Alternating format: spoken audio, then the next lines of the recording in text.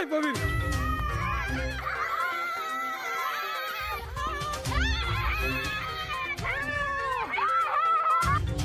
নমস্কার। প্রতিদিনের ন্যায় আজকে সকালেও আমরা আমাদের বাড়ির পাশে যে মাঠ, সেই মাঠে যাই বাচ্চা কাচ্চাদের নিয়ে ব্যায়াম করতে। সেখানে ব্যায়াম করার শেষে বাড়ি ফিরবো, সেই সময় আশেপাশের লোকজন চিৎকার করছে হাতি বেরিয়েছে। তো আমরাও দৌড়িয়ে পালানোর চেষ্টা করছি।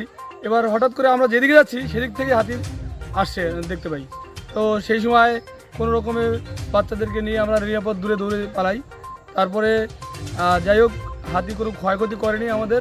হ্যাঁ, মাঝে মধ্যেই এই এলাকায় হাতি বেরোয় রাত্রে, কিন্তু আজকেই প্রথম এরকম দেখলাম দিনের বেলায় হাতি চলে আসছে আমাদের গ্রামে। খুবই একটা আতঙ্কের বিষয়। বনে হয়তো এখন খাবার দাবারের অভাব, আর এই সময়টা এদিকে সবজি চাষ হয়, খুব বিভিন্ন ধরনের সবজি থাকে, আর হয়তো সেই সবজি খাওয়ার ইচ্ছাতেই হয়তো হাতিরা এদিকে চলে আসে।